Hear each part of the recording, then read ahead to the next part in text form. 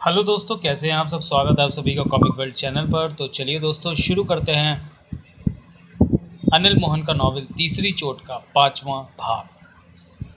उस मकान से निकलने वाली अधेड़ उम्र की औरत थी जो कि पास आ चुकी थी। नगीना की निगाह उस पर टिक चुकी थी। चूंकि नगीना अदृश्य थी इसलिए वो उसे नहीं देख पाई और पास से निकलती चली गई। अब वो मकान पास आ गया था। ये कैसा मकान है? नगीना होठ हिलाए। ये मकान उस रास्ते की शुरुआत है जहाँ तुमने जाना है। पेशीराम का गंभीर स्वर नगीना के मस्तिष्क से टकराया। इसके साथ ही तुम्हारे लिए खतरे और मुसीबत की शुरुआत हो रही है। कैसे खतरे बाबा? मकान में प्रवेश करने के बाद तुम्हारे सामने आने शुरू हो जाएंगे। यहाँ से रास्ता दूसरी दिशा की तरफ मुड़ता है। तुम्हें हर कदम पर सावधान रहना होगा। तलवार इस्तेमाल करने की तरफ से लापरवाह मत होना। किसी भी आहट को फिजूल मत समझना। ये भी मत सोचना कि हर खतरे के प्रति मैं तुम्हें सतर्क करूँगा। मकान में प्रवेश करने के बाद तुम्हें अपनी काबिलियत दिखानी है। मैं लापरवाह नहीं होंगी बाबा। नगीना होठ पीछे बड़बड़ा उठी। तुम्हारा अदृश्य होना सहायक है तुम्हारे लिए, लेकिन ज़्यादा खतरा वहाँ आएगा जब कोई बड़ी शैतानी शक्ति अदृश्य चीज़ को देखने की ताकत रखती होगी और तुम्हें देख लेगी। पेशीराम का गंभीर सा शब्दों के रूप में उसके मस्तिष्क से टकरा रहा था। और तब और भी असल खतरे तुम्हारे सामने आएंगे। नगीना दांत पीछे आगे बढ़ती रही। उस बड़े मकान का खुला दरवाज़ा करीब आ चुका था। भीतर प्रवेश करते ही 5 रास्ते अलग अलग दिशाओं में जाते दिखेंगे। तुमने सफ़ेद रास्ते पर आगे बढ़ना है। किसी दूसरे रास्ते पर पाँव मत रख देना। ऐसा किया तो तुम उसी वक्त जल जाओगी। मैं सफ़ेद रास्ते पर ही आगे बढ़ूंगी। मकान के खुले गेट के समीप पहुंचते ही नगीना ठिठकी। वहां से 5 रास्ते अलग अलग रंग लिए अलग अलग दिशाओं में जा रहे थे। एक रास्ता सफ़ेद सा नज़र आ रहा था, जो कि टूटा फूटा और उस पर सूखी सी झाड़ियाँ खड़ी हुई थी। देखने में स्पष्ट था कि कम से कम वो रास्ता आगे बढ़ने के लिए नहीं है, जबकि दूसरे रास्ते बहुत हद तक साफ थे आगे बढ़ने के लिए। सब रास्तों पर नज़र दौड़ाने के बाद नगीना सफ़ेद वाले रास्ते पर आगे बढ़ने लगी। झाड़ियों से बस्ती खड्डों से पाँव को बचाती रही। वो रास्ता ज़्यादा लंबा नहीं था। कुछ आगे जाकर एक बरामदे पर पहुंचकर ख़त्म हो गया और अन्य रास्ते भी उसी बरामदे पर आकर ही ख़त्म हो रहे थे। बरामदे के करीब पहुंचकर ठिठकी नगीना। अब क्या करूं बाबा? चलती रहो। बरामदा पार करके आगे जो दरवाज़ा नज़र आ रहा है उससे भीतर प्रवेश करो। नगीना ने बरामदे में पाँव रखा और बरामदा पार करके खुले दरवाजे से भीतर प्रवेश कर गई। सामने छोटा सा कमरा था। वहाँ 2 टेबलों के गिर्द कुर्सियाँ रखी हुई थी। कमरा पार करो और जो दरवाज़ा नज़र आ रहा है उसमें चली जाओ। नगीना दरवाजे की तरफ बढ़ी कि तभी कदमों की आहटें सुनाई दी। रुक जाओ। नगीना के मस्तिष्क में सरगोशी हुई। कोई आ रहा है, एक तरफ हटो। नगीना तुरंत एक तरफ हटी और दीवार के साथ सटकर खड़ी हो गई। उसी पल भीतर से 2 व्यक्ति और एक युवती बाहर निकले और कमरा पार करते हुए बरामदे की तरफ से बाहर निकल गए। कदमों की आवाज़ें दूर होती चली गई। भीतर जाओ। नगीना दीवार के पास से हटी और दरवाजे से भीतर दूसरे कमरे में प्रवेश कर गई। यह कमरा बैठक के रूप में सजा हुआ था। कुर्सियों पर गद्दियाँ रखी हुई थीं। बीच में चांदी का टेबल था जिस पर फलों की टोकरी पड़ी थी। वहाँ 2 व्यक्ति बैठे धीरे धीरे बातचीत में व्यस्त थे। उन दोनों की मध्यम सी खुसर फुसर का एहसास हो रहा था। बगल के दूसरे कमरे में से कुछ लोगों की बातचीत के स्वर कानों में पड़ रहे थे। यहाँ रुकने की ज़रूरत नहीं है। पेशीराम की आवाज़ मस्तिष्क में पड़ी। तीसरे कमरे में प्रवेश कर जाओ। नगीना बिना रुके तीसरे कमरे में प्रवेश कर गई। वहाँ 6-7 व्यक्ति मौजूद थे। गिलासों में हरे रंग का तरल थे पदार्थ डाले पी रहे थे। उन सबकी आंखें लाल सुर्ख हो रही थीं। गिलासों में नशे वाला पदार्थ था। पीने के दौरान वे ऊंची ऊंची बातें कर रहे थे। नगीना ठिठक कर उन्हें देखने लगी। रुको मत बेटी, आगे चलो। उस दरवाजे के चौथे कमरे में चलो। नगीना पुनः आगे बढ़ी और उन लोगों से बचते हुए आगे के दरवाजे में से प्रवेश करके चौथे कमरे में चली गई। ये कमरा सजा सजाया बेडरूम था। बेड इतना बड़ा था कि 4 व्यक्ति उस पर आसानी से नींद ले सकते थे। दीवारों पर युवतियों की खूबसूरत तस्वीरें लगी थीं। बदन पर उन्हें बहुत कम कपड़े पहने दिखाया गया था। इस कमरे में अन्य कोई दरवाज़ा नहीं था, ना ही कोई खिड़की थी। नगीना आंखें सिकुड़कर इधर उधर नजरें घुमाने लगी। इस कमरे को तो पार करने का कोई रास्ता ही नहीं है बाबा। नगीना के होंठ हिले। इस कमरे में रास्ते की कोई ज़रूरत नहीं है। पेशीराम का स्वर मस्तिष्क से टकराया। ये कमरा ही अपने आप में रास्ता है। क्या मतलब? बेड पर लेट जाओ। क्या? नगीना के होठों से हिचकिचाहट भरा स्वर निकला। जल्दी करो, बाहर बैठे व्यक्तियों में से कोई भीतर आ सकता है। नगीना के होंठ पिच गए। दूसरे ही पल वो आगे बढ़ी और बेड पर चढ़कर उस पर लेट गई। तलवार को उसने मजबूती से पकड़ रखा था। नजरें ऊपर गई तो अचकचा सी उठी। छत पर जबड़ा फाड़े शेर बना था। और इस तरह था कि देखने पर महसूस हो कि वो जिंदा है और अभी छलांग लगा देगा। नगीना ने अपने पर काबू पाया। बेड के गद्दे नर्म थे। नगीना को अपना शरीर धंसता सा महसूस हुआ। तलवार की नोक को चादर पर मारा। क्या मतलब? बेड पर लेटी नगीना के होठों से निकला। बेड पर बिछी चादर को फाड़ना है, छेद करना है। तलवार से ये काम आसानी से हो सकता है, लेकिन ऐसा क्यों बाबा? सवाल मत पूछो, जो कहा है वो कर, सब सामने आ जाएगा। नगीना ने उसी पर तलवार वाला हाथ उठाया और नोक वाला हिस्सा चादर पर मारा। नोक चादर में छेद करके भीतर जा घुसी। नगीना ने तलवार वापस खींची तो चादर में छेद सा नजर आने लगा। इस चादर में शैतानी शक्ति मौजूद रहती है। जब तक इसमें छेद ना हो, इसे थोड़ा सा फाड़ा ना जाए, तब तक शैतानी शक्ति रास्ता नहीं देती। अब रास्ता मिल जाएगा। कैसा रास्ता? तभी बेड में हल्का सा कंपन हुआ और वो फर्श में धंसने लगा। नगीना दम साधे बेड पर लेटी रही। होठ बिछ गए थे। दूसरे कमरे से आती आवाज़ें भी नगीना के कानों में पड़ रही थी। कुछ पलों बाद ही नगीना समझ गई कि फर्श का वो हिस्सा जिस पर बेड है वो नीचे होता जा रहा है। बाकी का फर्श अपनी जगह मौजूद था और वो बेड पर लेटी फर्श के पार नीचे चली गई थी। 2 पलों के लिए उसे घुप अंधेरा सा महसूस हुआ और फिर नगीना ने बेड सहित खुद को रोशनी में पाया। बेड उसे लेकर नीचे के कमरे में ले आया था। बेटी, बेड फर्श पर टिकने वाला है। फर्श पर बैठ के लगते ही तुरंत नीचे उतर जाना, क्योंकि उसी पर यह वापस जाने लगेगा। पेशीराम के शब्द नगीना को अपने मस्तिष्क से टकराते महसूस हुए। नगीना होंठ भींचे उसी तरह बेड पर लेटी रही। तीसरे ही पल बेड के नीचे का फर्श कमरे के फर्श पर लगा और एकाएक वो वापस जाने लगा। तब तक नगीना बेड से उछलकर फर्श पर उतर आई थी। अजीब सी निगाहों से वो बेड को ऊपर वाले फर्श के साथ ऊपर जाते देख रही थी। ऊपर छत में बेड के साइज जितना फर्श खाली नजर आ रहा था और ऊपर के कमरे की छत पर बना शेर स्पष्ट नजर आ रहा था। फिर उस कटे फर्श में बेड समाता चला गया। धीरे धीरे बेड बिल्कुल ही ऊपर चला गया और बेड के नीचे का फर्श इस कमरे की छत बन गया। देखने में ज़रा भी आभास नहीं हो पा रहा था कि इस कमरे की छत के बीच का हिस्सा नीचे भी जा सकता है। नगीना की निगाहें कमरे में फिरने लगी। बेहद तीव्र प्रकाश फैला हुआ था कमरे में। फर्श, दीवारों और छत पर आंखों को चौंधिया देने वाली चमक फैली हुई थी। खाली प्लेन दीवारें थीं। वहाँ मैग फैली हुई थी, जैसे किसी ने धूप जला रखी हो, परंतु कहीं भी धूप या उस जैसी कोई चीज़ वहाँ नज़र नहीं आ रही थी। बेहद शांत और अजीब सा माहौल था वहाँ। जो चीज़ सबसे ज़्यादा ना समझ में आने वाली और बेहद आकर्षित कर रही थी वो था ताबूत जैसा बक्सा, जो कि कमरे के बीचों बीच मौजूद था। वो स्याह काले रंग का बक्सा था, परंतु उस पर सोने की तारों और सोने की पट्टियों के डिज़ाइन बनाकर नक्काशी की गई थी, जो कि बहुत ही खूबसूरत लग रही थी और चमक रही थी। नगीना आंखें सिकोड़े उस ताबूत को एकटक देखे जा रही थी। बेटी, कहो बाबा। नगीना के होंठ हिले। ये ताबूत जैसा बक्सा क्या है? ये बक्से में जो है वो शैतानी सृष्टि को जड़ से हिला सकता है। पेशीराम के शब्द नगीना के मस्तिष्क से टकराए। क्या? नगीना 2 पल के लिए हक्की बक्की रह गई, हैरान हो गई। इस बार पेशीराम के शब्दों में मुस्कुराहट थी। हाँ बाबा, हैरानी की तो बात है। भला ऐसा कौन है जो शैतान की सृष्टि की जड़ को हिला दे? तांत्रिक और जादुई मायावी शक्तियों का मालिक सौदागर सिंह। पेशीराम के शब्दों को महसूस कर रही थी नगीना। बहुत ही अजीब बात है सौदागर सिंह की। मैं समझी नहीं। 300 बरस पहले सौदागर सिंह गुरुवर का ही शिष्य था। गुरुवर का? नगीना के होठों से निकला। हाँ, गुरुवर का होनहार, बहुत ही खास शिष्य। पेशीराम के गंभीर स्वर नगीना के मस्तिष्क से टकरा रहे थे। गुरुवर ने सौदागर सिंह को विद्याओं से भर दिया। सौदागर सिंह भी तेज मस्तिष्क रखता था। वो गुरुवर से सब कुछ सीखता चला गया। गुरुवर को पूरा विश्वास था कि सौदागर सिंह विद्याओं से लोगों का भला करेगा। यही वजह थी कि गुरुवर ने कोई कमी न छोड़ी और सौदागर सिंह को ढेर सारी विद्याओं का ज्ञान दे दिया। पेशीराम को खामोश हुआ पाकर नगीना बोली, बताओ बाबा, फिर क्या हुआ? आप खामोश क्यों हो गए? जब सौदागर सिंह ढेर सारी विद्याओं का ज्ञानी बन गया तो उसमें घमंड भर गया। वो अपनी मनमर्जी करने लगा। गुरुवर ने बहुत समझाया, परंतु सौदागर सिंह की बिगड़ी हरकतें बढ़ती ही चली गईं। वो अपने फ़ायदे के लिए काम करके मासूमों को सताने लगा। वो इतनी ज़्यादा विद्याओं का ज्ञाता था कि उसका कुछ बिगाड़ पाना आसान नहीं था, और गुरुवर कभी भी अपने शिष्य को कुछ नहीं कह पाते जिसे विद्या दी हो उन्होंने, क्योंकि वो जानते हैं कि उनकी सिखाई विद्याओं का जो गलत इस्तेमाल करेगा उसके साथ शीघ्र ही बुरा होगा। पेशीराम की आवाज़ नगीना को महसूस हो रही थी। इधर शैतान हमेशा गुरुवर पर नज़र रखता है।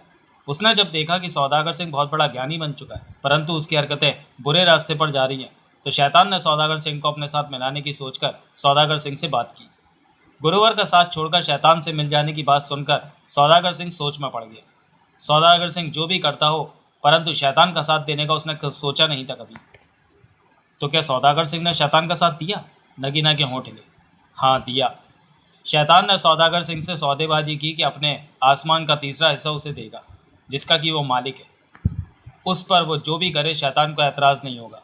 शैतान ने उसकी बात तुरंत स्वीकार कर ली कि अपने शैतानी आसमान के तीसरे हिस्से का मालिक उसे बना देगा। गुरुवर को यह बात पता चली तो वो उसी वक्त सौदागर सिंह के पास पहुंचे। उसे बहुत समझाया कि शैतान का साथ मत दे, बुरे रास्ते पर ना जाए। परंतु सौदागर सिंह शैतानी ज़मीन पर अपना साम्राज्य बनाने के सपने देख रहा था। गुरुवर ने अपनी शक्ति को इस्तेमाल करके सौदागर सिंह के भविष्य में झांका और उसे बताया कि शैतान उसे दगा देगा और उसे बुरी कैद में डाल देगा। परंतु सौदागर सिंह ने तो सोच रखा था कि एक दिन शैतान को मारकर उसके पूरे आसमान का मालिक बन जाएगा। और फिर एक दिन वो भी आया कि शैतान उसे अपने आसमान पर ले गया। वहाँ उसने सौदागर सिंह को शैतानी विद्या सिखाई। शैतानी विद्याएं और गुरुवर की दी विद्याओं का ज्ञाता बन गया सौदागर सिंह। वो वास्तव में अपने आप में एक शख्त बन गया था। वायदे के मुताबिक शैतान ने उसे अपने आसमान का तीसरा हिस्सा दे दिया और अपने हिस्से की ज़मीन पर सौदागर सिंह अपनी शक्ति द्वारा खतरनाक ताने बाने बुनने लगा। गुरुवर की और शैतान की दोनों शक्तियों का इस्तेमाल किया इस काम में उसने। दोनों शक्तियों का एकमात्र ज्ञानी सौदागर सिंह ही था। पेशीराम की आवाज़ ना आने पर फिर नगीना बोली, आगे बताओ बाबा। शैतान उन दोनों शक्तियों के पार नहीं देख सकता था, क्योंकि गुरुवर की शक्ति बीच में आ रही थी। इसलिए उसके कहने पर महामाया सौदागर सिंह की हरकतों पर पूरी नज़र भी रख रही थी और उसके बनाए खेल को भी समझ रही थी। 50 बरस में सौदागर सिंह ने अपने इस कार्य को पूरा किया। फुर्सत मिलते ही उसने शैतान को खत्म करने की सोची और अपनी योजनाएं तैयार करने लगा। महामाया ने उसके विचारों को पढ़ लिया। वो कोई खतरा मोल नहीं लेना चाहती थी, क्योंकि सौदागर सिंह के पास शैतानी शक्तियों के अलावा गुरुवर की भी शक्ति मौजूद थी। तांत्रिक और ज्ञानी बन चुका था सौदागर सिंह। महामाया ने शैतान को सावधान कर दिया। शैतान को यह बात पसंद नहीं आई कि सौदागर सिंह उसे खत्म करने के विचार मन में लाए। बहुत सोच समझकर शैतान ने इस ताबूत को बनवाया और सौदागर सिंह को धोखे से अपनी शक्तियों से बांधकर इस ताबूत में कैद कर लिया। उसके बाद शैतान ने सौदागर सिंह से बहुत जानने की चेष्टा की कि चक्रव्यूह जैसे ताने बाने जो उसने बनाए हैं उनका तोड़ क्या है, उन्हें कैसे इस्तेमाल किया जा सकता है। सौदागर सिंह ने कहा पहले उसे आज़ाद करे, तब बताऊंगा। परंतु शैतान सौदागर सिंह को आज़ाद करने का खतरा नहीं मोल लेना चाहता था। आखिर शैतान ने महामाया से पूछा कि सौदागर सिंह ने जो चक्रव्यूह बनाया उसका ज्ञान इसे कैसे मिल सकता है। महामाया को उन चीज़ों का जोड़ तोड़ मालूम था। इस तरह इस जगह की जानकारी शैतान को मिल गई। शैतान को सौदागर सिंह के बनाए रास्ते इतने बढ़िया लगे कि उसने कैद कर रखी आत्माओं को उसी जगह पर बना सबसे मुनासिब लगा। ओह, नगीना के होठ हिले। तो सौदागर सिंह तब से अभी तक कैद है? हाँ, वो कम से कम 250 बरस से कैद भुगत रहा है। आपको कैसे मालूम? गुरुवर ने बताया था। गुरुवर से जो विद्या सीख लेता है उसकी हरकतों की जानकारी उन्हें होती रहती है। पेशीराम की आवाज़ नगीना के मस्तिष्क को छू रही थी। इन 250 वर्षों में सौदागर सिंह की विद्या पहले से कई गुना बढ़ चुकी है। अब तो शैतान भी उसके मुकाबले पर उतरने से पहले सोचेगा। सौदागर सिंह तो कैद में उसकी विद्या कैसे बढ़ सकती है? नगीना के होठे ले नजरें बक्से पर थी। शक्ति बढ़ाने के सारे मंत्र, सब तरीके सौदागर सिंह जानता है। उन मंत्रों का इस्तेमाल करके सौदागर सिंह अपनी शक्ति बढ़ाता जा रहा है। शैतान ने उसे बेहद खास शक्ति इस्तेमाल करके कैद किया है, इसलिए सौदागर सिंह कैद से आज़ाद नहीं पा सकता। तभी आज़ादी पा सकता है जब उसे कोई आज़ाद कर दे। शैतान को सौदागर सिंह से खतरा है तो वो सौदागर सिंह को खत्म क्यों नहीं कर देता बाबा? लालच में है शैतान। पेशीराम का गंभीर स्वर नगीना के मस्तिष्क से टकराया। मैं पहले ही बता चुका हूँ कि सौदागर सिंह आज बेपनाह ताकत का मालिक है। शैतान उसकी ताकतों की इज्जत करता है और लालच इस बात का है कि सौदागर सिंह अगर उसके अधीन काम करना मान ले तो उसका नाम दूर दूर तक फैल जाएगा। हर कोई उससे कांपने लगेगा। कोई भी उसके मुकाबले पर आने की नहीं सोचेगा।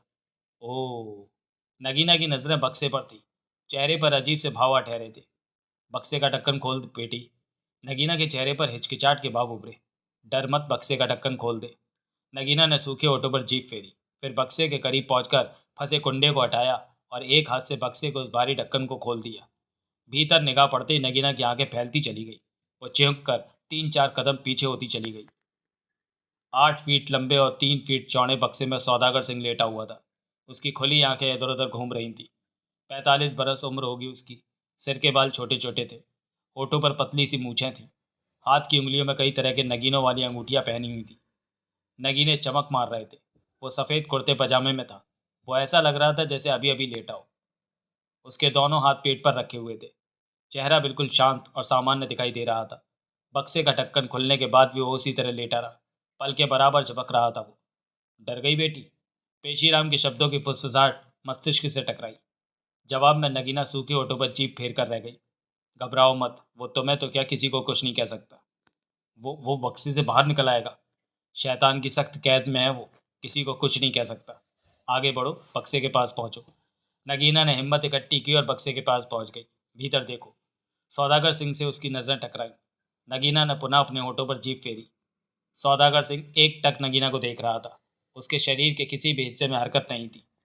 मैं तेरे मस्तिष्क पर काबू पाने जा रहा हूँ बेटी। सौदागर सिंह से बात करनी है मुझे। जी। नगीना के होंठ हिले। लेकिन यह खड़ा क्यों नहीं हो रहा? कैद में है। मस्तिष्क से बेशीराम की आवाज़ टकराई। कैद? कैद कहाँ, ये तो आज़ाद है। तू नहीं समझेगी, देखती रहे, सुनती रहे, सब समझ जाएगी। तभी नगीना के मस्तिष्क को हल्का सा झटका लगा। इसके साथ ही उसे महसूस हुआ कि उसके हाथ पांव बेकाबू हो गए। अपने शरीर के अंगों पर नियंत्रण नहीं रहा।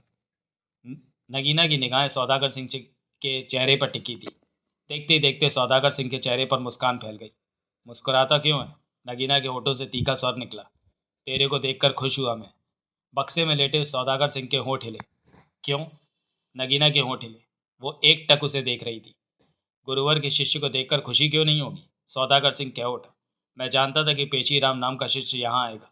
वो कैसे यहाँ पहुँचेगा नहीं जानता था। अब तू आया तो मालूम हुआ। गुरुवर का शिष्य? हाँ, तू नगीना नाम की युवती के शरीर में है, परंतु मैं तुझे देख रहा हूँ। पेशीराम है तू। पहचान लिया तूने? हाँ, तू नगीना नाम की युवती के शरीर में है। मुझे जब मेरी शक्ति ने बताया कि तू यहाँ आएगा तो उठा। मैं जानता हूँ कि तू मुझे कैसे आज़ाद करा देगा। सौदागर सिंह के होंठ हिल रहे थे। ऐसा क्यों सोच लिया तूने? नगीना के होंठ हिले। हम दोनों एक ही गुरु के शिष्य हैं। मैं सैकड़ों वर्षों पहले गुरुवर की चरणों में रहता था। तू अब रहता है। तेरे को गुरुवर ने भेजा है ना, मेरे को आज़ाद करवाने के लिए। सौदागर के होंठ हिले। चेहरे पर मुस्कान आ गई। गुरुवर क्यों तेरा भला चाहेंगे? नगीना के होंठ हिले। भूल गया सौदागर सिंह कि गुरुवर ने तेरे को कितना समझाया था कि, लेकिन तूने शैतान का दामन पकड़ना ठीक समझा और शैतान ने मुझ पर अपनी शक्ति का इस्तेमाल करके मेरी अकल खराब करके मुझे अपने रास्ते पर लगा लिया था। सौदागर सिंह के शब्दों में तीखापन उभरा। बहुत बुरा किया शैतान ने। नगीना के चेहरे पर कड़वी मुस्कान फैल गई। अपनी बातों में फंसाना चाहता है मुझे, झूठी बातें कहता है। नगीना की आंखें एक टक सौदागर सिंह पर थीं। मुझे गुरुवर सब कुछ बता चुके हैं, मैं तेरी बातों में नहीं फंसूंगा। बक्से में लेटा सौदागर सिंह उसे देखता रहा, फिर धीमे स्वर में बोला। मैं जानता था कि तेरे को गुरुवर ने अवश्य सब बता दिया होगा।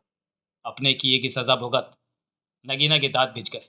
तेरे भविष्य में झांककर तेरे को गुरुवर ने बता भी दिया था कि अगर तू शैतान के रास्ते पर चलेगा तो उसका क्या अंजाम होगा। हाँ। सौदागर सिंह के होठों से अफसोस भरा स्वर निकला। गुरुवर ने चेतावनी दी थी मुझे, परंतु तब मैं हासिल हो चुकी शक्तियों के नशे में चूर था। भूल गया था कि सागर में से एक बाल्टी के समान थोड़ी सी शक्तियाँ मुझे गुरुवर ने दी हैं। मैं पागल हो गया था तब। तूने ही शैतान को इतनी बढ़िया जगह का बना कर दी है कि वो कैदी आत्माओं को रखकर निश्चिंत हो जाए। नहीं पेशीराम, मैंने शैतान को ये जगह बनाकर नहीं दी। ये जगह तो मैंने अपने लिए बनाई थी। सौदागर सिंह ने गहरी सांस ली। परंतु शैतान ने धोखे से मुझे कैद करके इस जगह पर कब्जा कर लिया। तूने क्या सोचा था कि शैतान तेरे को अपने सिर पर बिठाएगा? नगीना व्यंग भरे स्वर में कह उठी। शिष्य होकर तूने गुरुवर की इज्जत ना रखी तो शैतान से तेरी कौन सी रिश्तेदारी थी कि तेरे को वो अपने सिर पर बिठाएगा? मुझसे बहुत भूल हो गई। सौदागर सिंह ने आंखें बंद कर ली। गुरुवर के चरणों में गिरकर माफ़ी चाहता हूँ मैं। जो एक बार धोखा दे सकता है वो 100 बार धोखा दे सकता है। नगीना भिचे स्वर में कह उठी। तेरे को माफ़ी नहीं मिल सकती। गुरुवर तेरे को माफ़ करने को तैयार होंगे तो मैं कोशिश करूंगा कि तेरे को माफ़ी ना मिल सके। ऐसा मत क्या पेशीराम। सौदागर सिंह ने आंखें खोली। मैं भी तुम जैसे ही हूँ। तुम खबरदार जो मुझे अपने साथ मिलाया। नगीना के होठों से निकलने वाला स्वर बेहद कठोर हो गया। तू बेशक बड़ी बड़ी विद्याओं का ज्ञाता ही सही, परंतु तेरे पास धोखेबाजी की भी विद्या है जो मुंह पर कलंक लगा देती है। जन जन को नरक में ढकेल देती है। गुरुवर को धोखा देते हुए तेरा तेरा मन नहीं कांपा क्या? सौदागर सिंह ने गहरी सांस ली। चेहरे पर अफसोस के भाव उभरे। शैतान ने मारा क्यों नहीं तेरे को? नगीना के होठों से तेज स्वर निकला। सॉरी। तब मुझे ख्याल ही नहीं आया कि मैं कितना गलत काम कर रहा हूँ। सौदागर के होठे में। तब तो मुझे लगा गुरुवर गलत कह रहा है और शैतान का साथ मेरे लिए फ़ायदेमंद है। जाने क्यों कैसे मेरा दिमाग फिर गया। शैतान और उसकी बातों के अलावा मुझको कुछ अच्छा ही नहीं लगता था। अब पछताता हूँ कि मैंने क्या किया। शैतान ने मारा क्यों नहीं तेरे को? नगीना के होठों से तेज स्वर निकला। शैतान मेरा फ़ायदा उठाना चाहता है, क्योंकि मेरे पास गुरुवर की विद्याएं भी हैं और शैतान की भी। दोनों विद्याएं होने के कारण मैं ऐसे ऐसे काम कर सकता हूँ जो दूसरा नहीं कर सकता। सौदागर सिंह ने कहा। शैतान चाहता है कि मैं उसका नाम रोशन करूँ, हर तरफ शैतानियत फैलाऊँ। वो चाहता है मैं उसका अवतार बनकर नीचे जाऊँ और शैतानी कर्म करूँ। यही वजह है कि शैतान मुझे ज़िंदा रखे। वो चाहता है कि मैं अवतार बनने को तैयार हो जाऊँ। तो मानता क्यों नहीं शैतान की बात? बन जाओ उसका अवतार। और नहीं। सौदागर सिंह के होंठ हिले। शैतान का साथ बुरा है, बुराई का फल मैं भुगत रहा हूँ। बुरे कर्म करके मैं और भी ज़्यादा बुरा नहीं बनना चाहता। शैतान की बात मैं कभी नहीं मानूंगा। नगीना के चेहरे पर कड़ी मुस्कान उभरी। तू क्या समझता है सौदागर सिंह, मैं तेरी बातों में आकर तुझे कैसे आज़ाद कर दूंगा? सौदागर सिंह ने नगीना की आंखों में झांका। पेशीराम, गुरुवर को गुरुवर ने तेरे को ये नहीं कहा कि मेरे भटके शिष्य को आज़ाद कराकर वापस मेरे चरणों में ले आना? मैं गुरुवर की आज्ञा से यहाँ नहीं आया। फिर कैसे आया? बात ही ऐसी थी कि मुझे आना पड़ा। सौदागर सिंह ने कुछ पल के लिए आंखें बंद की, फिर खोली। समझा। तो तू इस नगीना के शरीर की आड़ लेकर देवा की आत्मा को लेने आया है। नगीना के होंठ भिज गए। बहुत कठिन है, असंभव है, सफल नहीं हो सकेगा। सौदागर सिंह ने कहा। तू चाहेगा तो ये काम पलों में हो जाएगा। मैं क्यों चाहूँगा? सौदागर सिंह की आंखें सिकुड़ी। हम दोनों एक ही गुरु के शिष्य हैं, इस नाते तो तू मेरी सहायता अवश्य करेगा। ये बात तो तूने अच्छी कही। सौदागर सिंह मुस्कुराया। तू मेरी सहायता कर, मैं तेरी सहायता करूंगा, क्योंकि हम दोनों एक ही गुरु के शिष्य हैं, गुरु भाई हुए हम। नगीना की आंखें सिकुड़ी। मुझे कैद से मुक्ति दिला, खोल दे मेरे बंधन, उसके बाद देवा की आत्मा को पलों में ले आऊँगा। मैं तेरे को आज़ाद नहीं कर सकता। क्यों? हम गुरु भाई हैं, हमें एक दूसरे के काम आना चाहिए। तभी शरीर के भीतर खामोश बैठी नगीना ने पूछा। बाबा, इसे तो शैतान ने कैद किया है, तुम कैसे इसे आज़ाद कर सकते हो? खास मंत्र पढ़कर इसके बंधन खोल दूँ तो ये आज़ाद हो जाएगा। ओ, लेकिन इसके बंधन तो है नहीं, ये आराम से लेटा हुआ है। शैतानी दुनिया की बहुत पक्की कैद में है ये। शैतानी दुनिया से वास्ता रखता कोई भी इस कैद से मुक्ति नहीं दिला सकता। बाहरी दुनिया का व्यक्ति या फिर स्वयं शैतानी से कैद से आज़ाद करा सकता है। इसके दोनों हाथों को देखो, जिन्हें पेट पर रखा हुआ है। दोनों कलाइयों पर एक बाल लिपटा हुआ है। कुछ खामोशी रही। हाँ बाबा, वो बाल अब नजर आया। लेकिन इस बाल से इस कैद का क्या संबंध? वे शैतान के सिर का बाल है जो इसकी कलाइयों से लिपटा है। इस बाल में ऐसी ऐसी शैतानी शक्तियाँ कि तुम सोच भी नहीं सकती। उसी लिपटे बाल की वजह से सौदागर सिंह जैसी शक्तियों का विद्वान भी बेबस हुआ पड़ा है। ओह। दोनों शरीर के भीतर ही बात कर रहे थे। नगीना के होंठ बंद थे। तभी सौदागर सिंह ने कहा। नगीना को मेरी कैद के बारे में बता रहा है? नगीना की नज़रें बक्से में लेटे सौदागर सिंह पर जा टिकी। सोचता क्या है पेशीराम, शैतान की कैद से आज़ाद कर मुझे। गुरुवर की ऐसी कोई आज्ञा नहीं है। मेरी कैद देकर मुझ पर तरस नहीं आता कि मेरी नज़रों में तेरा कैद में रहना ही ठीक है। नगीना की आवाज़ में सख्ती आ गई। इतना बुरा हूँ मैं नहीं जानता कि तू कितना बुरा है और कितना अच्छा। नगीना के होठों से इस बार शांत स्वर निकला। मैं तो सिर्फ इतना जानता हूँ कि तेरी आज़ादी सृष्टि की डोर को हिला सकती है। आज़ाद होकर तू शैतान के खिलाफ गया तो जाने क्या क्या तबाही हो। अगर गुरुवर के खिलाफ गया तो भी बर्बादी। ऐसा नहीं होगा। मैं गुरुवर के चरणों में रहकर अब वक्त बिता देना चाहता। तेरा विश्वास कौन करेगा? तूने शैतान का साथ देने को कहा तो शैतान भी तब तेरा विश्वास ना करे। आज़ाद होकर तूने फिर अपनी शक्तियों के दम पर कोई नया खेल शुरू कर दिया तो? ऐसा नहीं होगा। मैं कितनी बार कहूँ पेशीराम, ऐसा नहीं होगा। तू आग में बैठकर भी कसम खाए तो अभी मैं तेरा विश्वास ना करूँ। नगीना ने गंभीर स्वर में कहा। वैसे भी तो तेरे को आज़ाद करने का हक मुझे गुरुवर ने नहीं दिया। गुरुवर रहमदिल है, वो तेरे को कुछ नहीं कहेंगे। सौदागर सिंह ने विश्वास भरे स्वर में कहा। भूल है तेरी कि गुरुवर रहमदिल है। जो उनकी आज्ञा और विद्या का आदर करे उसी के लिए वे रहमदिल हैं। तेरे जैसे धोखेबाज शिष्यों के लिए वो रहम का इस्तेमाल नहीं करते। तो तू मेरे को शैतान की कैद से मुक्ति नहीं दिलवाएगा? सौदागर सिंह की आंख सिकुड़ी। तेरे को आज़ाद कराने की गुरुवर की ऐसी कोई इच्छा होती तो गुरुवर ने कोई रास्ता निकालकर अब तक तेरे को आज़ाद करा लिया होता। तो अभी तक कैद में है तो स्पष्ट है कि गुरुवर की इच्छा नहीं है कि तू आज़ाद हो। ऐसे में गुरुवर की इच्छा के खिलाफ मैं नहीं जा सकता। नगीना के होठों से शांत स्वर निकला। सौदागर सिंह का चेहरा क्रोध से भर उठा। तू मुझे आज़ाद नहीं कराएगा? नहीं। जानता मैं तेरे को पलों में जलाकर राख कर सकता हूँ। नगीना के होठों पर मुस्कान फैल गई। मैं जानता था कि अपनी कोशिश नाकाम होते पाकर ऐसी ही कोई बात कहेगा। लेकिन तू मेरा कुछ नहीं बिगाड़ सकता। जब तक कि तू कैद में तेरी शक्तियाँ काम नहीं करेंगी। जबकि मैं अपनी शक्ति तेरे पर इस्तेमाल तेरी ऐसी कोई शक्ति तेरे पास इस वक्त नहीं है जो मेरे पर इस्तेमाल हो सके, क्योंकि तेरे पास अपना शरीर नहीं है। तू तो इस नगीना के शरीर में प्रवेश किए बैठा है। सौदागर सिंह ने व्यंग से कहा। नगीना उसे घूरने लगी। सौदागर सिंह के होठों पर कड़वी मुस्कान फैल गई। मुझे कैद से मुक्ति दिला दे, बहुत फ़ायदा होगा इससे तेरा। देवा की आत्मा फ़ौरन तेरे को ला दूंगा। या मेरा ही बनाया चक्रव्यूह है, उस चक्रव्यूह में शैतान ने आत्माओं को कैद कर रखा है। सौदागर सिंह ने कहा, मैं तेरे को गुरुवर के शाप से मुक्ति भी दिला दूंगा, इतनी शक्ति है मेरे पास। तेरे हाथों शाप से मुक्ति पाने से तो अच्छा है कि शाप से मुझे कभी मुक्ति ही ना मिले। नगीना के चेहरे पर शक्ति उभर आई थी। तू मुझे अपनी तरह लालची समझता है कि अपने मतलब की खातिर मैं गुरुवर से धोखा करूंगा? अपने भले की सोच पेशीराम, तू मेरे साथ रहना, मैं तेरे को बहुत विद्याएं सिखाऊंगा कि चुप कर, अपने घटिया लालच अपने पास ही रख। नगीना के होठों से घुर्राहट निकली। सौदागर सिंह नगीना को घूरने लगा। मैं जानता हूँ कि तू कैद में रहकर भी देवा की आत्मा को यहाँ तक ला सकता है। नगीना पहले जैसे स्वर में कह उठी, बता, देवा की आत्मा को मेरे हवाले करता है? तू मुझे शैतान की कैद से मुक्ति दिलाएगा तो मैं तेरा हर काम करूँगा। अच्छी तरह सुन ले सौदागर सिंह, मैं किसी भी कीमत पर तेरे को शैतान की कैद से मुक्ति नहीं दिला सकता। नगीना का चेहरा गुस्से से भर उठा। रास्ते से हट, मैं खुद देवा की आत्मा को ले आऊँगा। सौदागर सिंह हंस पड़ा। मरेगा, तेरी आत्मा भी शैतान की कैद में चली जाएगी और इस नगीना की भी। अपने काम से मतलब रख, रास्ता दे मुझे। तेरी इच्छा, जा। मैं जानता हूँ कि अब तू वापस नहीं आ सकेगा। सौदागर सिंह के शब्द पूरे होते ही वो बक्सा फर्श से 5 फीट ऊपर उठा और हवा में ठहर गया। फर्श पर जहाँ बक्सा था वहाँ अब सीढ़ियाँ दिखाई देने लगी थी। बक्सा बिना बिना हिले हवा में ठहरा हुआ था। तभी सौदागर सिंह की आवाज़ कानों में पड़ी, जा, अब जाता क्यों नहीं? तभी नगीना के मस्तिष्क को हल्का सा झटका लगा और उसने खुद को आज़ाद महसूस किया। वो अब अपनी मर्जी से हाथ पांव हिला सकती थी। आगे बढ़ो नगीना। पेशीराम के शब्द मस्तिष्क से टकराए। लेकिन ध्यान रहे, पहली सीढ़ी पर पाँव मत रखना। अब भ्रम का जाल बार बार तुम्हारे रास्ते में आएगा, तुम्हें सावधान रहना होगा। पहली सीढ़ी पर पाँव रखते ही तुम अपनी जान गंवा बैठोगी। दूसरी सीढ़ी पर पाँव रखो। ठीक है बाबा। तभी सौदागर सिंह की कड़वी हंसी गूंजी। इसे कब तक बचाएगा पेशीराम? मेरे चक्रव्यूह में तुम्हारी नहीं चल सकती, मरेगी ये।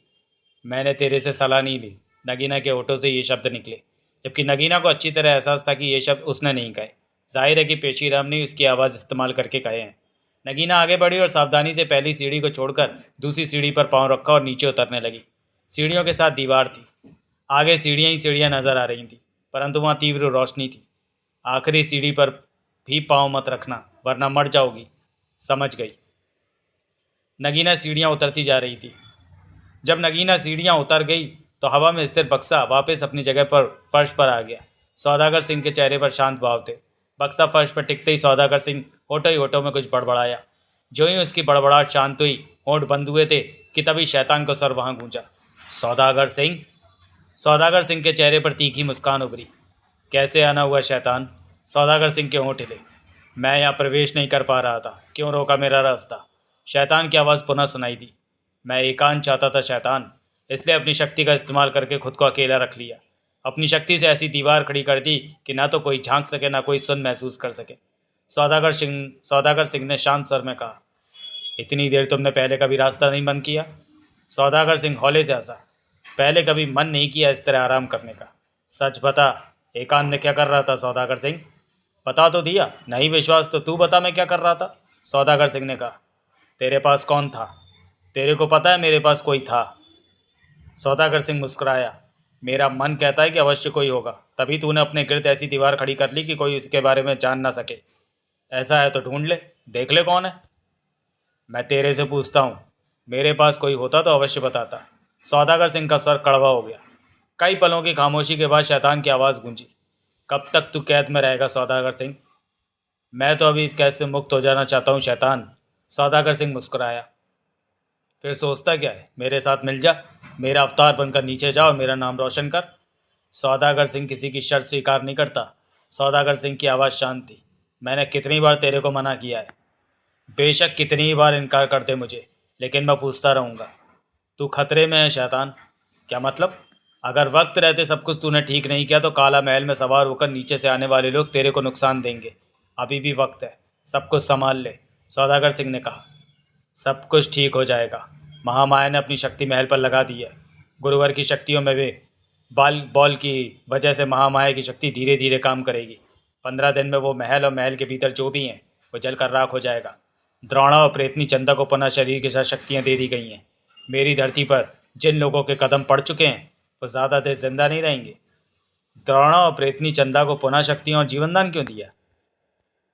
क्योंकि अभी इच्छा पूरी न होने के कारण वो तड़पते हुए भटक रहे थे। उनकी इच्छा थी कि उन्हें खत्म करें जिन्होंने उनकी जान ली है। वैसे भी दोनों मेरा नाम रोशन करने में माहिर है, वो मेरे कई काम करेंगे। सौदागर सिंह मुस्कुरा कर रह गया। तू क्यों मुस्कुराया? तेरे को क्या? सौदागर सिंह ने गहरी सांस ली। अपनी कह, मेरे सामने एक परेशानी है। तूने गुरुवर से भी शिक्षा प्राप्त की है, इसलिए मेरी सहायता कर सकता है। गुरुवर की शक्तियों को पहचानने की विद्या तेरे पास है। शैतान की आवाज़ सुनाई दे रही थी। काला महल से कोई अदृश्य होकर मेरी धरती पर मौजूद है। उसके भीतर कोई अन्य आत्मा भी छुपी है। गुरुवर की शक्तियों का इस्तेमाल करके मुझे बता कि वो कौन है जो अदृश्य है और इस वक्त मेरी धरती पर कहाँ है। अदृश्य होकर वो क्या काम करना चाहता है? सौदागर सिंह हंसा। क्यों हंसा? तूने कैसे सोच लिया कि मैं तेरे को इस बात का जवाब दूंगा? सौदागर सिंह बोला। मुझे इस बात को जानने की बहुत ज़रूरत है। जिन बादात उस अदृश्य इंसान को तलाश तो कर रहा है, उसे वक्त लग सकता है इस काम में। ठीक है, मैं तुम्हें बता देता हूँ, सौदागर सिंह ने सामान्य स्वर में कहा। लेकिन मैं किसी का काम मुफ्त में नहीं करता। सौदागर सिंह को सिर्फ सौदा करना आता है। मेरे को कैद से मुक्त कर दे, मैं तेरे को तेरे सवाल का जवाब दे देता हूँ। मुक्ति चाहता है तो मेरा साथ दे, मेरा नाम रोशन कर। लेकिन तेरे हाँ कहने से मुक्ति नहीं मिलेगी। तेरे को अपनी शक्तियाँ मेरी कैद में रखनी होंगी, मुझ पर विश्वास जमाना होगा, तभी तेरे को पूर्ण मुक्ति देकर आज़ाद करूँगा। तू मेरे को बेवकूफ़ समझता है कि मैं अपनी शक्तियों को तेरे हवाले कर दूंगा? चला जा। सौदागर सिंह के चेहरे पर गुस्सा उभरा। तेरे पर मैं विश्वास जमाऊँ अपना? इनाम नहीं लेना मुझे। क्यों तेरा नाम रोशन करूँ? मुझे तेरे सहारे की ज़रूरत नहीं है। घमंड छोड़ दे सौदागर सिंह, शैतान की आवाज़ गूंजी, वरना तेरी और भी बुरी हालत हो जाएगी। घमंड मैं नहीं कर रहा। अपनी ज़मीन पर मुझे कैद करके धमकियाँ देता है। आज़ाद कर, फिर देख क्या होता है। मैं जानता हूँ कि तेरे को ख़त्म नहीं कर सकता, क्योंकि तू शैतान है। और सृष्टि का नियम है कि शैतान कभी नहीं मरेगा। लेकिन मैं तेरे को ऐसा नाच नचा दूंगा कि एक एक पल तेरे को भारी लगेगा। चैन से नहीं बैठने दूंगा तुझे। पागल मत बन, शैतान का गंभीर स्वर उभरा। तू मेरे से नहीं टकरा सकता, हार तेरी ही होगी। ठंडे दिमाग से सोच, मेरे से संग रहने में ही तेरी मुक्ति है। सोच सौदागर सिंह, सोच। मैं फिर आऊँगा तेरा जवाब लेने। उसके बाद शैतान की आवाज़ नहीं गूंजी। बक्से में लेटे सौदागर सिंह ने आंखें बंद कर ली। ढक्कन खुला हुआ था। नगीना ने छोटी सी छलांग ली और आखिरी सीढ़ी को बिना पाँव रखे ही पार किया और फर्श पर आ गई। यहाँ तीव्र रोशनी जगमगा रही थी। आगे 5 फीट की गैलरी जाती दिखाई दे रही थी। गैलरी के शुरुआत में सोने के 2 चमकते थाल पड़े थे।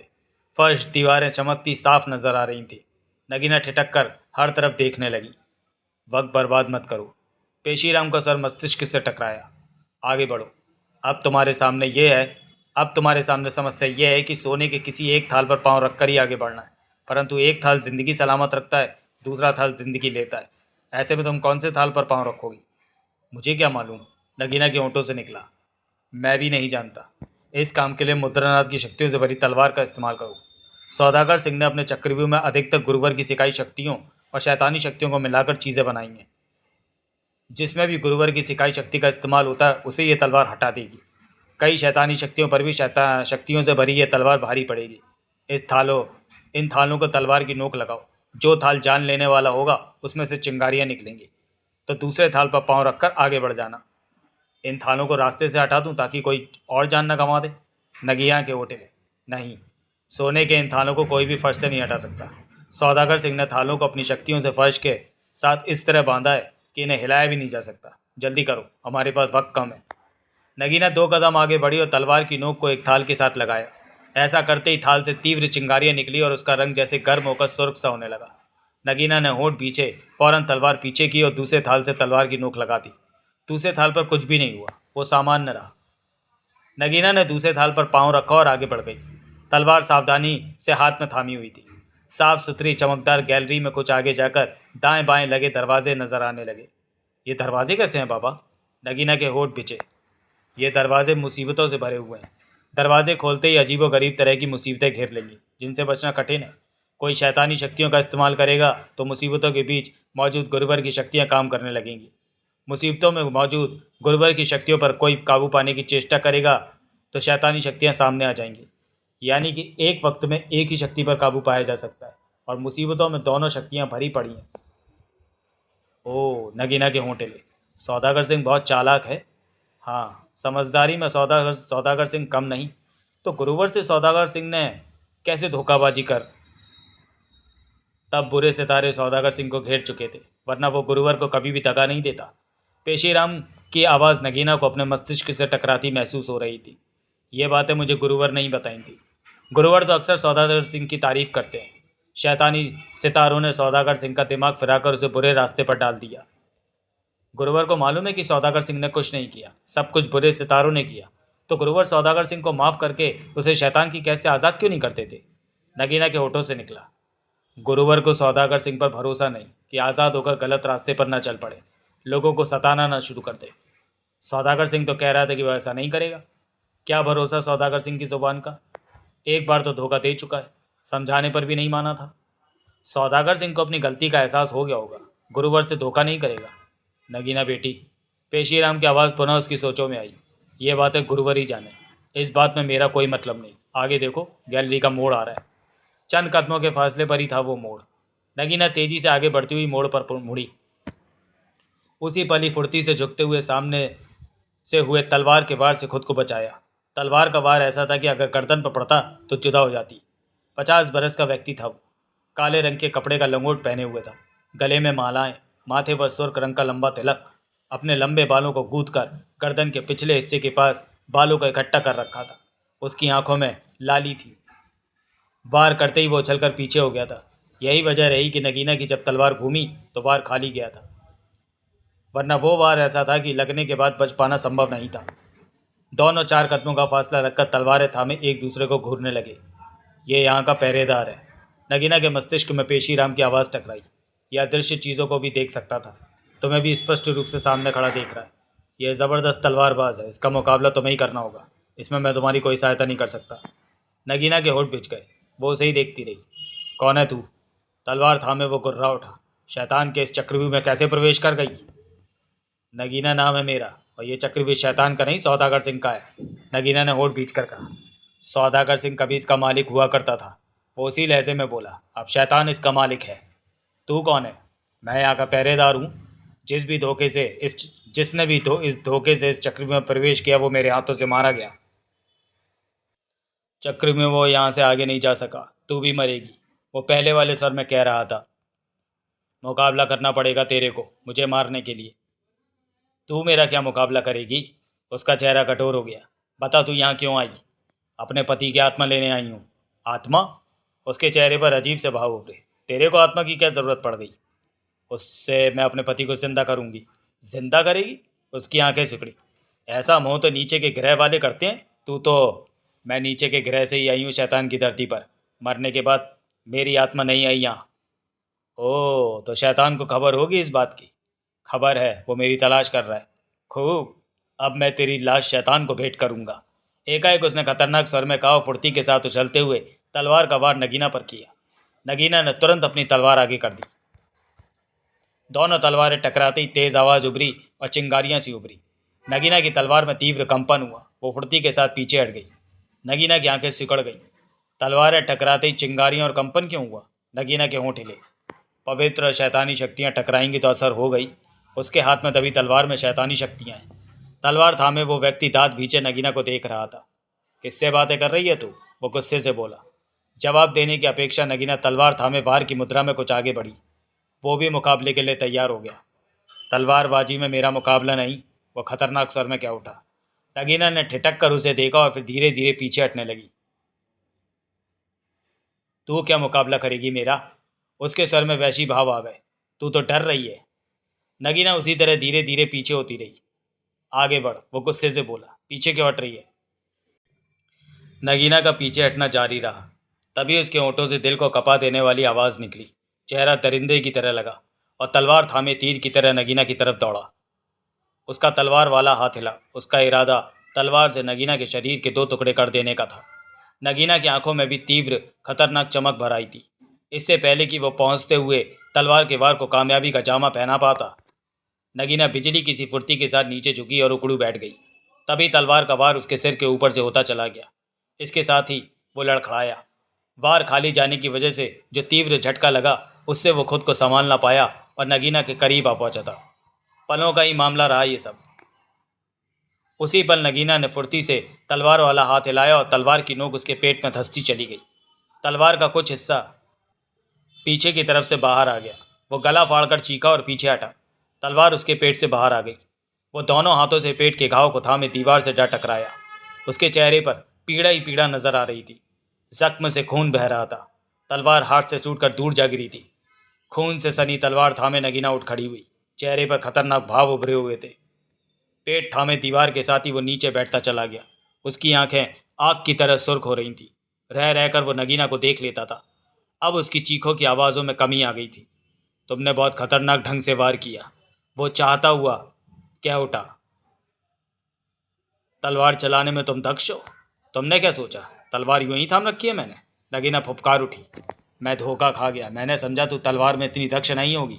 तभी नगीना के मस्तिष्क से पेशीराम के शब्द टकराए। यह अभी भी तेरे से चाल खेल रहा है। यह शैतानी विद्या का इस्तेमाल करके शक्ति एकत्र कर रहा है। कुछ ही देर में ये तेरे पर ऐसा वार करेगा कि तू बच नहीं सकेगी नगीना। पेशीराम के शब्दों का एहसास पूरा होते ही नगीना दांत बीचे उसके करीब पहुंची। नगीना की आंखों में वैशी भाव देखकर उसकी आंखें फैल गईं। मुझे मत मारना, वो जल्दी से कह उठा। मैं तो वैसे ही मर रहा हूँ, तू जीत गई। तभी दांत बीजे नगीना ने तलवार वाला हाथ हिलाया। नहीं! चेहरे पर सुर्खी समेटे नगीना का तलवार वाला हाथ नीचे आया और तलवार की धार उसके सिर पर लगी। साथ ही तलवार के दीवार से टकराने की तीव्र आवाज़ उभरी। उसके सिर और गर्दन को काटती हुई तलवार छाती के पास जाकर ही रुकी। खून के छींटे इधर उधर बिखरे। तड़प का एक तीव्र झटका लगा और उसका शरीर शांत पड़ गया। सिर के दो हिस्से हुए, गर्दन के नीचे से जुदा होकर इधर उधर लटके भीभत्स नज़ारा पेश करने लगे थे। खूंखारता के भाव चेहरे पर समेटे नगीना ने तलवार को देखा। वहां से खून की बूंदें टपक रही थीं। नगीना, बाबा। नगीना के होंठ हिले। मिनट भर में इसकी लाश शैतानी धुआं बनकर तेरी आंखों में समा जाएगी। फिर तेरे को दिखना बंद हो जाएगा। इसका बहता खून हाथ में भरकर इसके ऊपर छींटे मार दे, तब शैतान की शक्ति से दूर भाग जाएगी। नगीना ने फौरन उसके बहते खून को अपने हाथ में भरा और उसके छींटे लाश पर मारने लगी। इस क्रिया को करके रुकी ही थी कि एकाएक लाश में से हौले हौले धुआं निकलने लगा। नगीना फौरन कुछ कदम पीछे हटी। बाबा, धुआं! ये धुआं शैतानी शक्तियाँ हैं जो इसके शरीर से बाहर निकलकर अपने ठिकाने पर वापस जा रही हैं। इस धुएं से अब तुम्हें घबराने की आवश्यकता नहीं है। पेशीराम की आवाज़ मस्तिष्क की तरंगों से टकराई। नगीना ने मन ही मन राहत की सांस ली। आगे बढ़ो, अभी बहुत लंबा और खतरों से भरा रास्ता है। जाने आने वाले वक्त में क्या हो। खून से सनी तलवार थामे नगीना गैलरी में आगे बढ़ गई। भिचे दांत, चेहरे पर दृढ़ता। 30 मिनट लगातार चलने के पश्चात वो गैलरी खत्म हुई। नगीना कई घंटों से लगातार चलती आ रही थी। ऐसे में उसे थकान का एहसास होने लगा था, परंतु रुकने का उसका कोई इरादा नहीं था। वो जल्द से जल्द अपनी मंजिल पर पहुंच जाना चाहती थी। गैलरी समाप्त होते ही नगीना ठिठक गई। आसमान नजर आने लगा। आंखें सिकुड़ी, माथे पर बल उभरे, होंठ भिज से गए थे। सामने ही 2 काले घोड़ों की घोड़ा गाड़ी खड़ी थी। एक रास्ता सीधा जा रहा था। साफ सुथरा रास्ता था वो। रास्ते के दोनों तरफ पेड़ झाड़ियां थी। स्पष्ट था कि उस रास्ते पर सीधा ही आगे बढ़ना था, परंतु खाली घोड़ा गाड़ी की मौजूदगी उसकी समझ में नहीं आई। नगीना, पेशीराम के शब्दों का एहसास उसके मस्तिष्क को हुआ। घोड़ा गाड़ी पर मत बैठना। तभी दोनों काले घोड़ों ने गर्दनें हिलाकर उसे देखा और जोरों से हिनहिनाए। शांत वातावरण में उनके हिननाते ही हलचल सी पैदा हुई। क्यों? यह घोड़ा गाड़ी सौदागर सिंह के चक्रव्यूह का ही एक हिस्सा है। इस पर बैठते ही घोड़े सीधे रास्ते पर भागेंगे और जहाँ ये रास्ता समाप्त होगा उसके पार गहरी खाई है। तुम्हें लेकर ये खाई में जा गिरेंगे। ओह! सौदागर सिंह ने यह इंतज़ाम इसलिए किया था कि कोई उसके चक्रव्यूह में यहाँ तक आ जाए तो ये घोड़ा गाड़ी उसे मौत के दरवाजे तक पहुँचा दे। पेशीराम की आवाज़ मस्तिष्क की तरंगों को महसूस हो रही थी। होंठ भींचे नगीना घोड़ों को देखती रही। क्या इन घोड़ों की आंखों में भी अदृश्य शक्ति देखने की ताकत है? हाँ, यहाँ जो भी काला घोड़ा तुम्हें नजर आएगा उसकी आंखों में शैतानी शक्ति मौजूद है जो अदृश्य चीज़ों को आसानी से देख सकती हैं। तलवार लेकर आगे बढ़ो और इन दोनों घोड़ों की आंखें फोड़ दो। उससे क्या होगा? इनकी आंखों में भरी शक्तियाँ लुप्त हो जाएंगी और ये सामान्य घोड़े बनकर घोड़ा गाड़ी सहित रास्ते पर दौड़ेंगे और रास्ता खत्म होते ही गहरी खाई में जा गिरेंगे। वरना जब तक इस घोड़ा गाड़ी में कोई सवार नहीं होगा तब तक वे इस एक कदम भी आगे नहीं बढ़ाएंगे। अगर तुम घोड़ा गाड़ी में सवार ना होकर किसी अन्य रास्ते की तरफ बढ़ गई तो इन घोड़ों में मौजूद शक्तियाँ शैतान को यहाँ पर तुम्हारी मौजूदगी के बारे में खबर कर देंगी। ओह! आगे बढ़ो और तलवार की नोक से इनकी आंखें फोड़ दो। दांत भींचे नगीना आगे बढ़ी और घोड़ों के सामने जा पहुंची। दोनों घोड़ों की निगाह नगीना पर थी। इसी पर नगीना ने तलवार वाला हाथ उठाया और तलवार की नोक एक घोड़े की आंख में घुसेड़ दी। घोड़ा मुंह फाड़कर जोरों से चीखा। नगीना ने उसकी दूसरी आंख भी फोड़ी तो घोड़ा चीख चीख कर तड़पने लगा, उछलने लगा। दूसरा घोड़ा अभी तक इस तरह शांत खड़ा था जैसे कुछ हुआ ही ना हो। नगीना ने तलवार की नोक से दूसरे घोड़े की भी आंखें फोड़ दी। ऐसा होते ही वो घोड़ा भी मुंह फाड़कर जोरों से चीखा और उसी पर दोनों घोड़े बग्गी सहित आगे को भाग खड़े हुए। सामने नगीना थी, वो एकाएक खुद को संभाल ना सकी। एक घोड़े का माथा उसके कंधे पर लगा, वो लुढ़क कर नीचे जा गिरी। इससे पहले कि वो रास्ते से हट पाती, बग्गी का पहिया उसके ऊपर से निकलता चला गया। घोड़ों की टप टप कानों में पड़ती रही। शांत वातावरण भंग हो चुका था। नीचे पड़ी नगीना गहरी गहरी सांसें ले रही थी। तलवार हाथ से छूटकर पास ही गिर गई थी। चोट आई बेटी? नहीं बाबा, मैं ठीक हूँ। बग्गी का पहिया मेरे ऊपर से अवश्य निकला, लेकिन मुझे नुकसान नहीं पहुँचा। कहने के साथ ही नगीना खड़ी हुई और 2 कदमों की दूरी पर पड़ी तलवार उठा ली। फिर रास्ते पर जाती बग्गी की तरफ देखा। बग्गी बहुत दूर जा चुकी थी। घोड़ों की टापों की आवाज़ भी अब सुनाई देनी बंद हो गई थी। नगीना के चेहरे पर गंभीरता नजर आ रही थी। बाबा, कहो। तुम्हें सौदागर सिंह के चक्रव्यूह के बारे में सब कुछ मालूम है? नहीं। पेशीराम के गंभीर स्वर का एहसास मस्तिष्क को हुआ। मुझे कुछ ही बातें पता है। गुरुवर ने कभी सौदागर सिंह के चक्रव्यूह के बारे में बताया था? ज़्यादा कुछ नहीं बताया था। वही बातें कुछ याद हैं। आने वाले वक्त में ज़्यादातर खतरों का सामना तुम्हें ही करना है। अभी कई नाजुक मौके आने वाले हैं, वहाँ मैं तुम्हारी सहायता नहीं कर पाऊंगा। होठ बीच कर नगीना ने सिर हिला दिया। अब मैं किधर जाऊँ? बाईं तरफ। नगीना रास्ते से उतरी और बाईं तरफ कच्चे रास्ते पर बढ़ गई, जहाँ झाड़ियाँ, पेड़ व पथरीली ज़मीन थी। ऊपर आसमान था, सूर्य था, जो कि कभी बादलों की ओट में छिप जाता तो कभी तेज किरणें फेंकने लगता। सभी और तेज हवा का मिला जुला संगम था मौसम में। नगीना 10 मिनट ही चली होगी कि दूर नजर आ रही झोपड़ी पर उसकी निगाह पड़ी तो उसकी रफ्तार धीमी हो गई। झोपड़ी के आसपास की जगह इस तरह साफ थी जैसे उसे रोज साफ किया जाता हो। झोपड़ी के बाहर मिट्टी के चूल्हे में आग जल रही थी। ऊपर कोई बर्तन रखा हुआ था। वहाँ कोई न दिखा। ये झोपड़ी कैसी है? यहाँ कौन है बाबा? मैं नहीं जानता। गुरुवर ने कभी इस झोपड़े का जिक्र नहीं किया। अब मैं क्या करूं? जिस बारे में मुझे ज्ञान नहीं, उसमें मैं तेरे को क्या सलाह दूं बेटी? झोपड़े में कौन लोग हैं, क्या है, नहीं बता सकता, लेकिन सौदागर सिंह के चक्रव्यूह में शरीफ लोग तो होंगे नहीं। पेशीराम की आवाज़ का एहसास उसके मस्तिष्क को हुआ। शरीफ लोग क्यों नहीं हो सकते? क्योंकि भूला भटका कोई यहाँ फंसा तो शैतानी शक्तियाँ उसे खत्म कर देंगी। झोपड़े से चंद कदमों की दूरी पर पहुंचकर नगीना ठिठक गई। चेहरे पर उलझन दिखाई दे रही थी। कभी वो झोपड़े को देखती तो कभी चूल्हे को, जहाँ कुछ पक रहा था। यहाँ के बारे में तुम मेरी कोई सहायता नहीं कर सकती कि? नहीं, मैं मजबूर हूँ। चाहो तो आगे बढ़ जाओ, जाने यहाँ क्या हो। ये भी तो हो सकता है कि यहाँ मेरे फ़ायदे की बात हो। फ़ायदा नुकसान कुछ भी हो सकता है। एकाएक नगीना आगे बढ़ी, चेहरे पर दृढ़ता थी। सावधान रहना।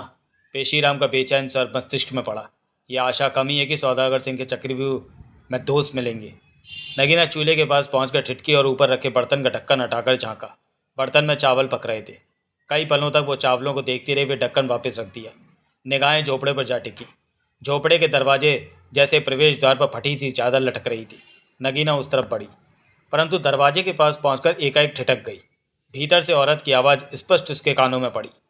मेरी बात मानिए, जो हो गया सो हो गया। औलाद तो गई, कहीं हम भी मर ना जाएं। आप चुप रहो तुम।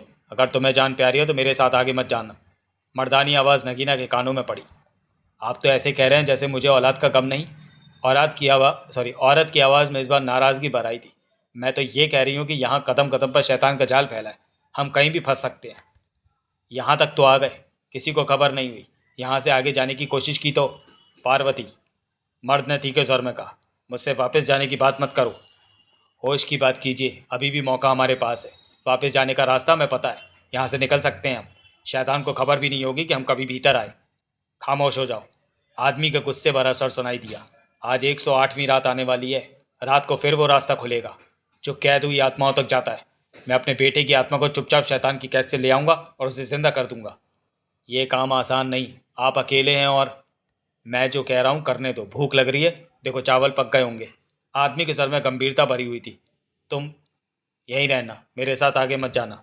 अपने बेटे की आत्मा को लेकर 108वीं रात को मैं यहाँ वापस पहुँच जाऊँगा। फिर हम दोनों वापस चलेंगे बेटे के शरीर के पास।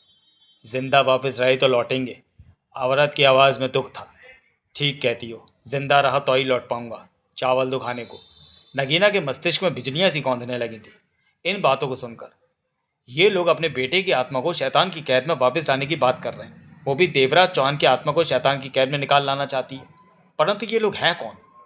तभी झोपड़ी का पर्दा हटाते हुए एक औरत बाहर निकली। नगीना हड़बड़ाकर पीछे हुई कि वो उसकी निगाहों में आ गई, परंतु झोपड़े से बाहर निकलकर वो औरत चूल्हे पर रखे पतीले पर व्यस्त हो गई।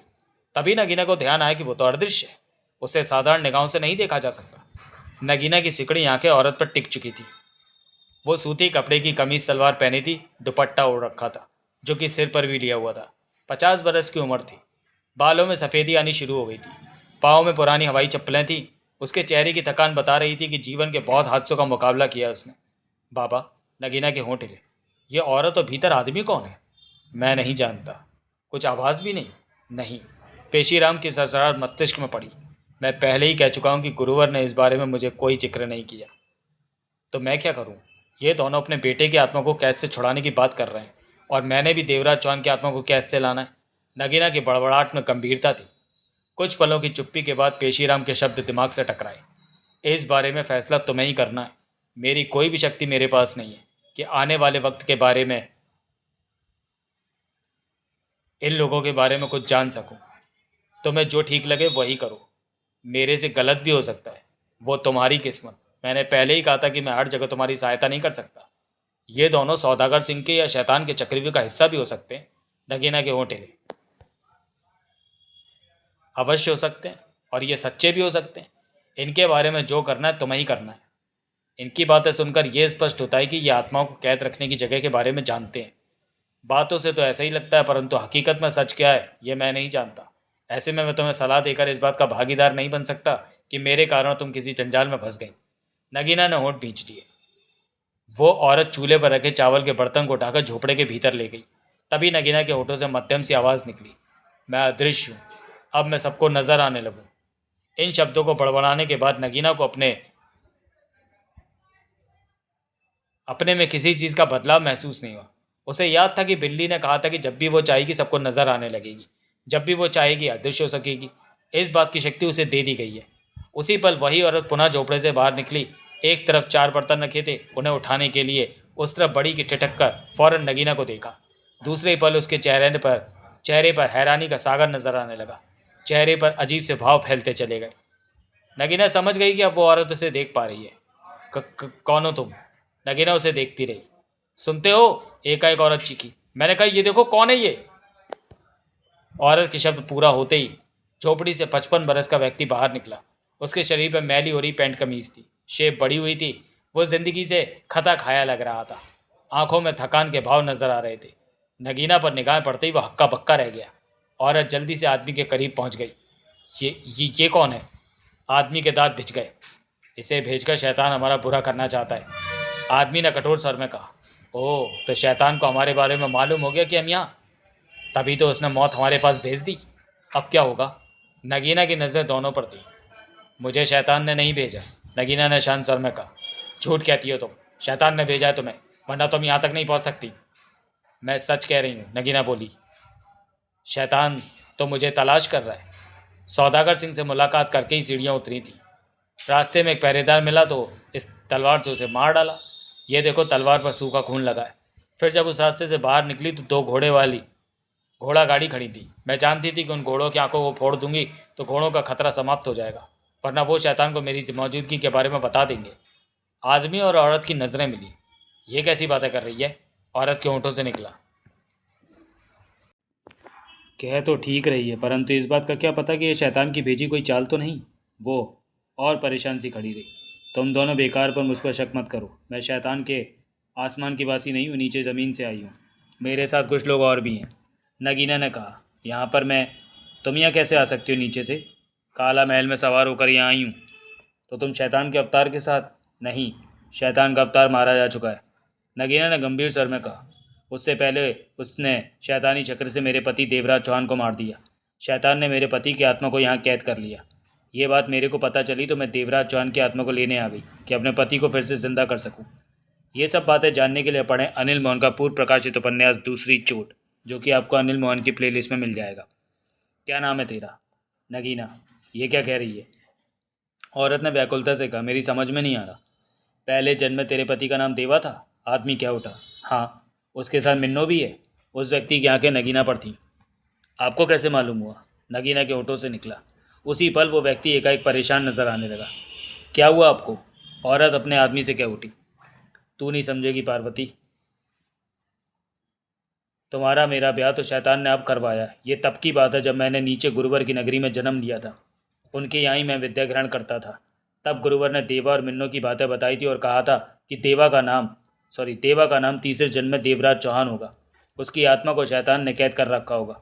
उसकी पत्नी नगीना शैतान की कैद से देवा की आत्मा को चुराने पहुंचेगी और तब मेरी नगीना से मुलाकात होगी। गुरुवर ने आखिरी शब्द कहते हुए मेरी तरफ इशारा किया था। अब वही वक्त आया हुआ है। नगीना मेरे सामने है और देवा की आत्मा शैतान की कैद में है। ओह, फिर तो इस पर आपको संदेह नहीं करना चाहिए। अब संदेह नहीं रहा, पहले अवश्य संदेह हो गया था इस पर कि यह शैतान की भेजी चाल है। कहने के साथ ही वो मुस्कुरा पड़ा। मेरा नाम जानकी दास है नगीना। नगीना से कुछ कहते ना बना, वो उसे देख रही थी। आओ भीतर बैठकर बातें करते हैं। आओ पार्वती। दोनों पलटे और आगे बढ़कर झोपड़ी में प्रवेश कर गए। जानकी दास गुरुवर का शिष्य होता था बाबा? मुझे नहीं मालूम। शक्ति इस वक्त मेरे पास होती तो मालूम करके बता देता। समझ में नहीं आता कि इनकी बातों पर विश्वास करूं या नहीं। इस बारे में मैं तुम्हें सलाह नहीं दे सकता। पेशीराम के शब्द नगीना के मस्तिष्क से टकराए। चंद पलों की सोच के बाद नगीना झोपड़ी के प्रवेश द्वार की तरफ बढ़ गई। तो चलिए दोस्तों, वीडियो को यहीं समाप्त करते हैं और मिलते हैं अनिल मोहन के नॉवेल तीसरी चोट के अगले भाग में, अगले वीडियो में। तब तक के लिए धन्यवाद।